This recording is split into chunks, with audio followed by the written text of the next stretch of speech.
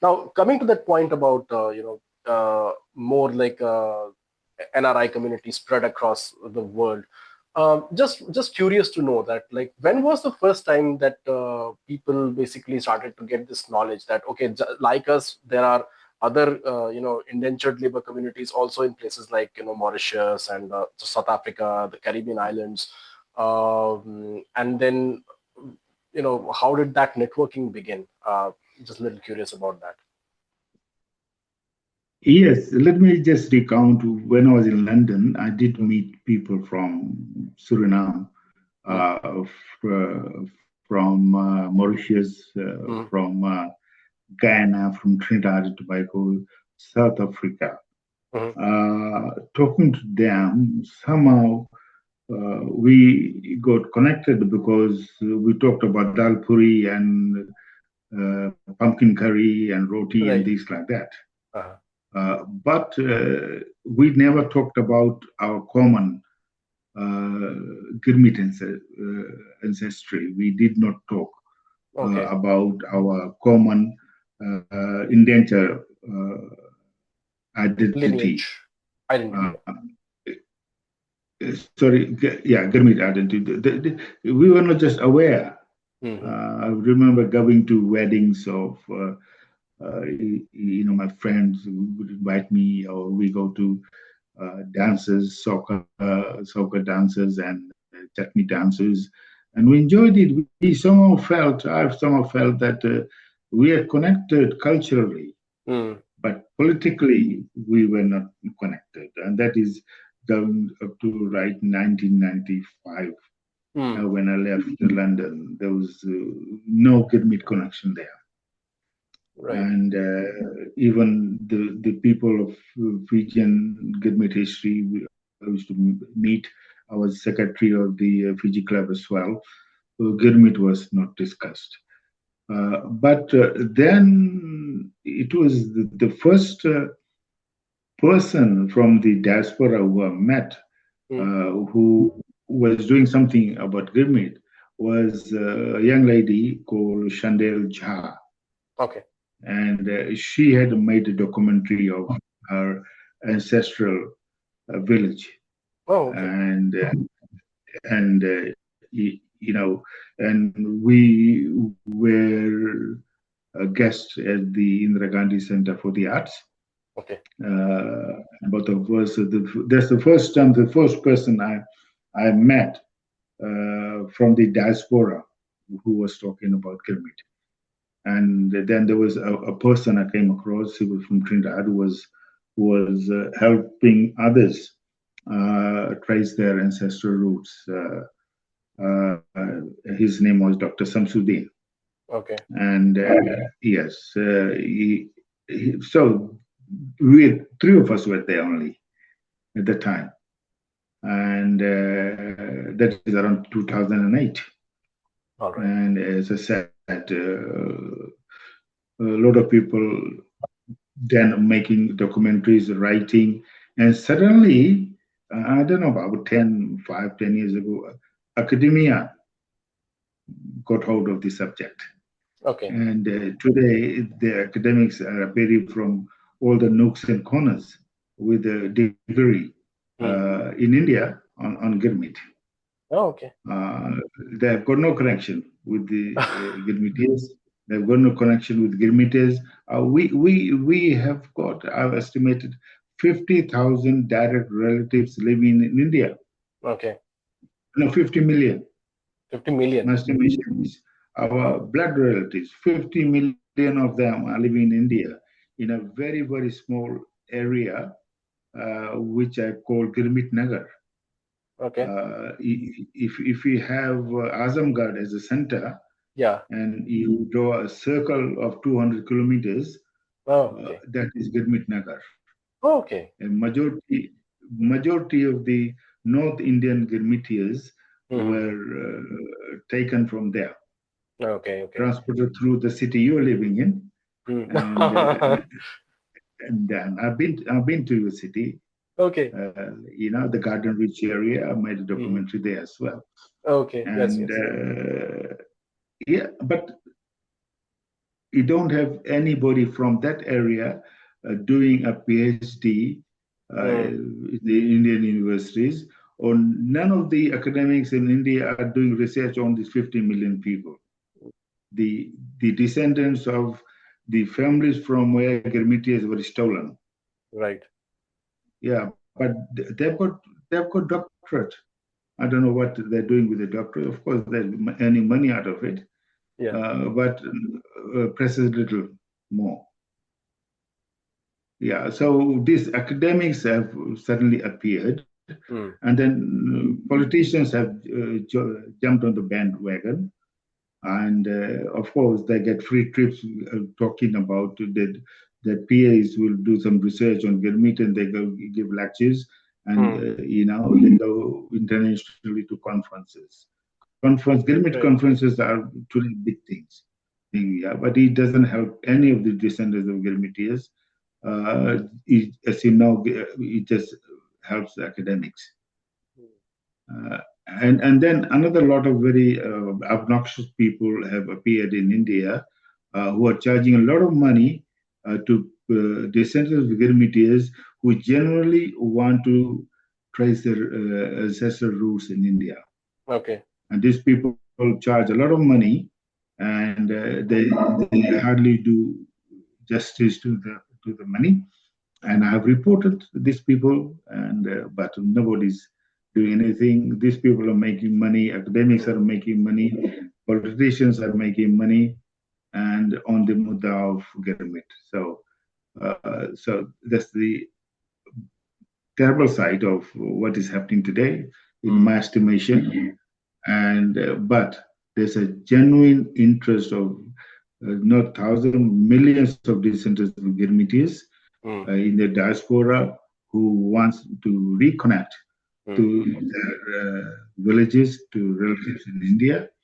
And same, I've been to a lot of villages in India, and the people, our descendants, the families where we are from, they also want to know what happened to their ancestors.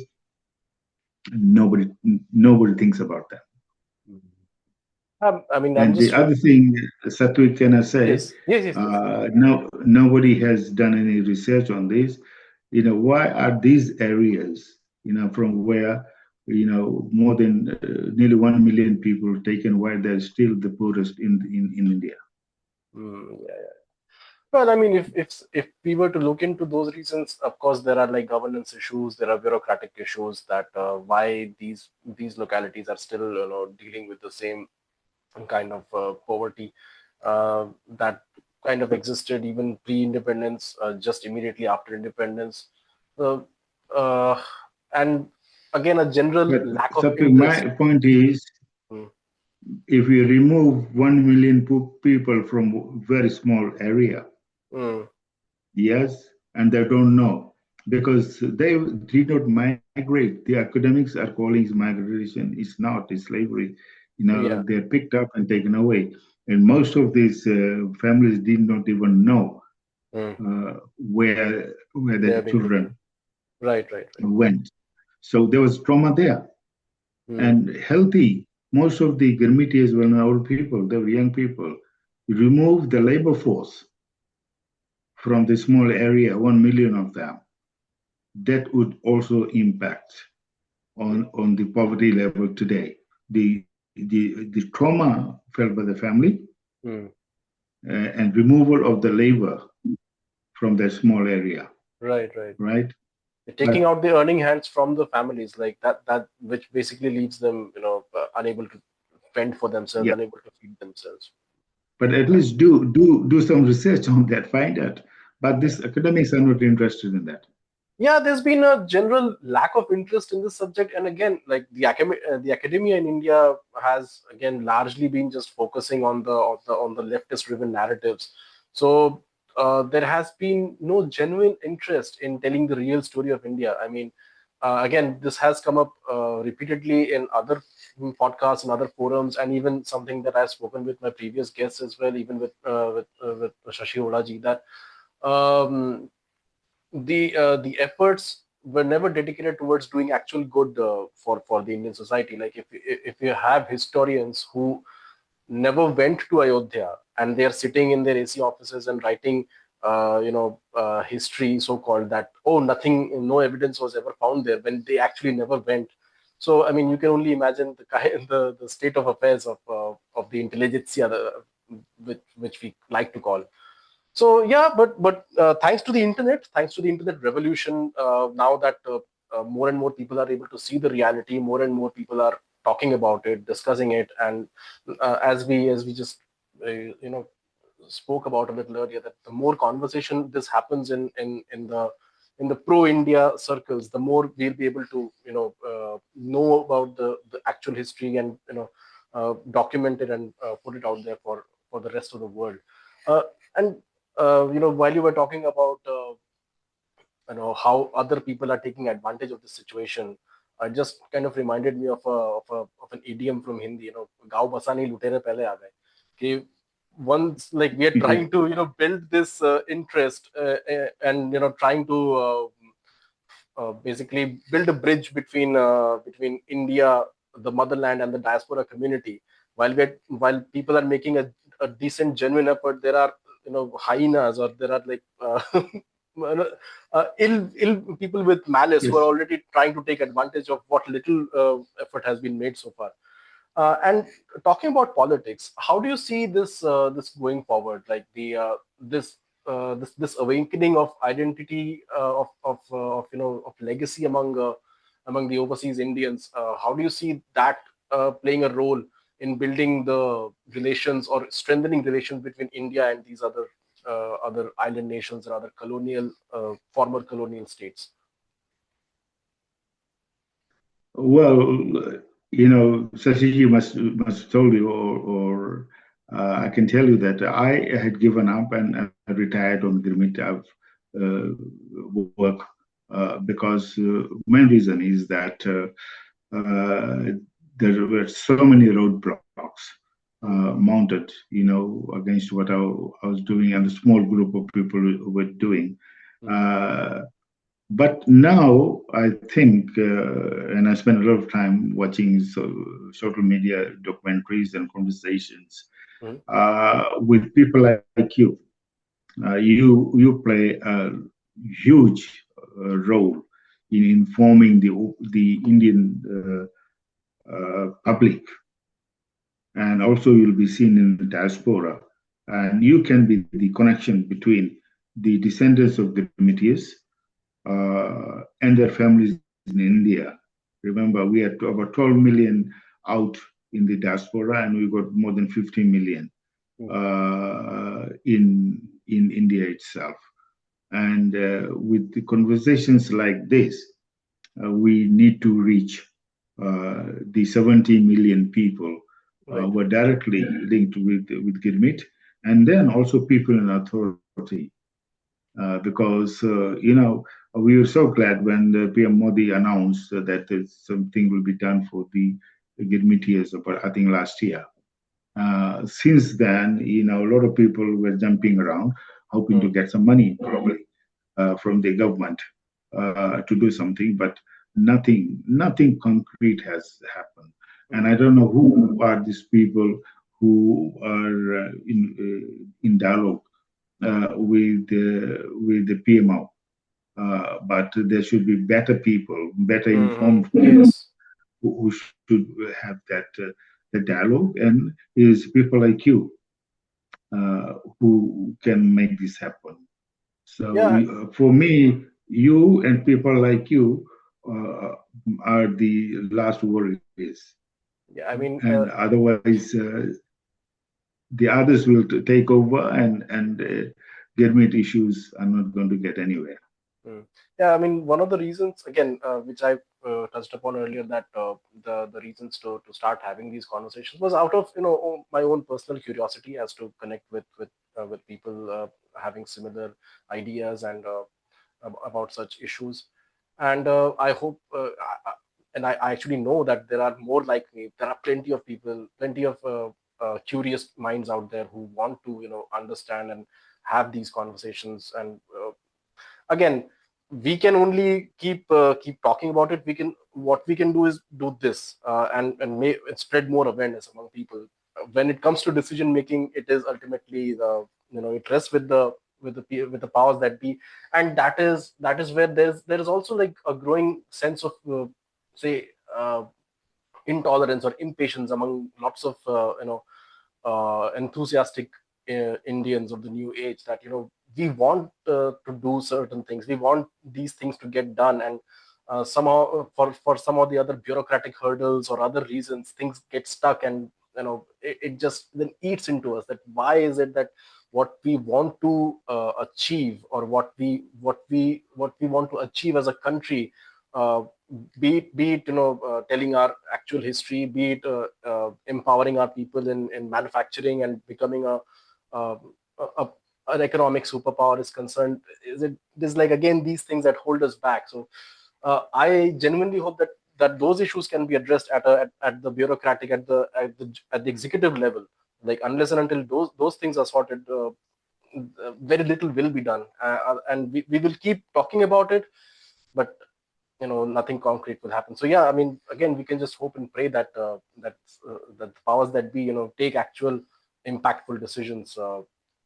Yeah. From our part, I understand totally where you're coming from because, as I say, I Mm, have watched, 10, 12 hours of television these days in my retirement. mm, And I look at all sides of the argument. mm, Yeah, sometimes it gets very frustrating. But at the mm. same time, it's encouraging. There are people, as we mentioned, Yeah.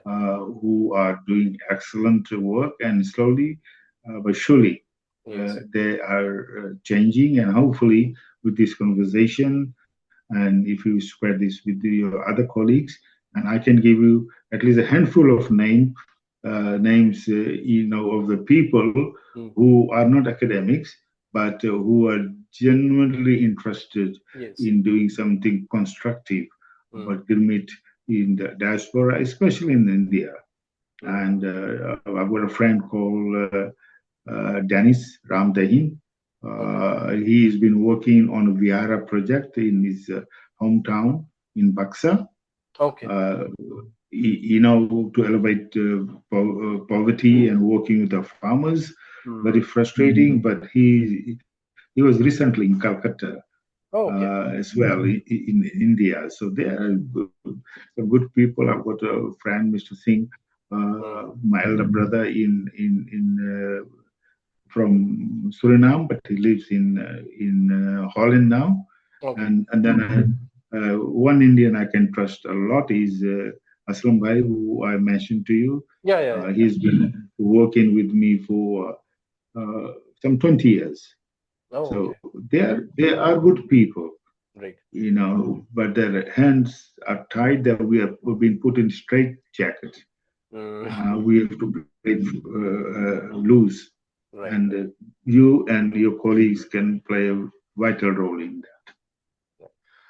Um, what message would you give, or say, to future immigrants? Like that the Okay, how do I rephrase that? Yeah, I mean, what would be a message for people looking to immigrate out of India to other countries? Like, I'm Yes. sorry, that question didn't Uh, come out properly. well, first of all, so it's all right. Yeah, I've been living in the diaspora for a long time, so I've Mhm. interacted with a lot of people. So I understood the gist of what you're Yeah, trying to yeah, say. First of all, we have to demarcate between the transportation of Girmitiers and the migration of Indians post World War II. yeah. Hmm. They're totally two different issues. I've met a lot of people in London and now in Australia.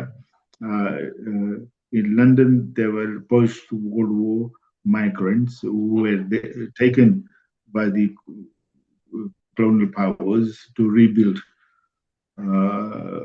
London, Hmm. UK, after the destruction of World War II. Wonderful people. They worked very, very hard, Hmm. and then, as you know, we are very established community in London. My children and grandchildren, they live in London Okay. and very well established. They had to work very, very hard. Mm. But then we have got new migrants, say to Australia. These are in various forms. The students, I taught these international students for about 2 years, Mm. very hard working, but they've chosen to migrate through the student visa. All good. Okay. A lot of my students are live in Australia now, contributing to Australia. And then we have got, the migrants who go to the Gulf area, Mm-hmm. very, very hard working. And some people, a lady from BHU who's doing a PhD or done PhD on these migrants, their condition is similar to the Girmitias. Okay. uh, they've been exploited. Mm. So there's not one message for all. It doesn't fit all of them. Different migrants have to deal with the new places of home differently. But one thing which you can learn from Girmiti is Mm. that, throughout that trauma, Girmitis kept our culture. They took the Ramayana. Yes. The story of the exile of Lord Ram kept them alive. And not only that, we have Muslim Girmitis, they Mm. took Quran with them. Mm. And by side, they lived by them. So they did not give up Islam. Our Girmitis, the Hindus, they did not, despite the huge amount of pressure, especially in Right. Fiji, to convert, they did not Mm-hmm. convert. They kept the language. Mm. We speak in Fiji Hindi, which is Bhojpuri and Awadhi mixture. And even Yes. the South Indians, who make 15% of our Girmitias in Fiji, they speak Fiji part, same language within one generation. And Mm. we've got a beautiful food mixture of South India and North India food, music, Mm. Bollywood, folk music. They've kept it for nearly 200 years. Right. Okay. My message to the new migrants, no matter you are living even Dubai is much better condition than our Gilmitas lived in.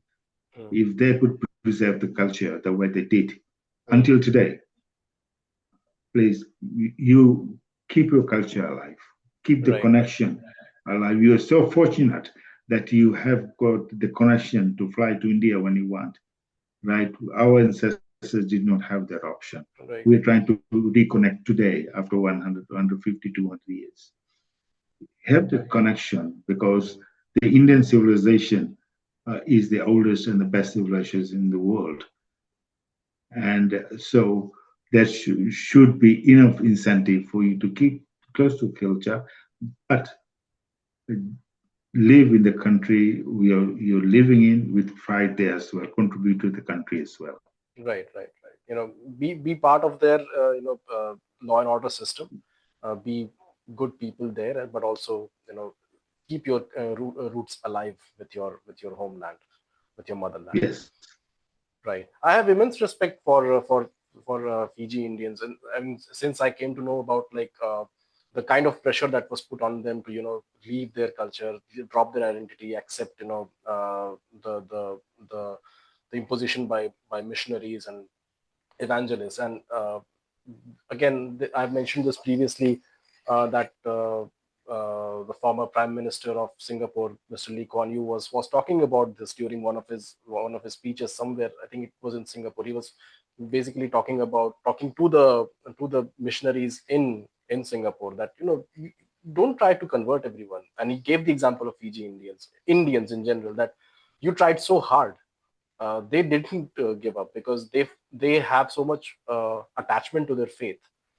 Uh, so yeah, like stories like that really fill me up with hope that our people, our culture will continue to thrive despite uh, despite the pressure that we are put under. Um on that note, I would like to thank you so much once again for taking the time to speak with me, Dr. Rai.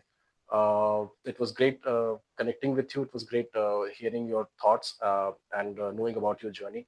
I hope we can have similar conversations going forward as well on related issues, and build a wider network as well with community members, with diaspora members across the globe, and uh, you know do more from our side to tell our story.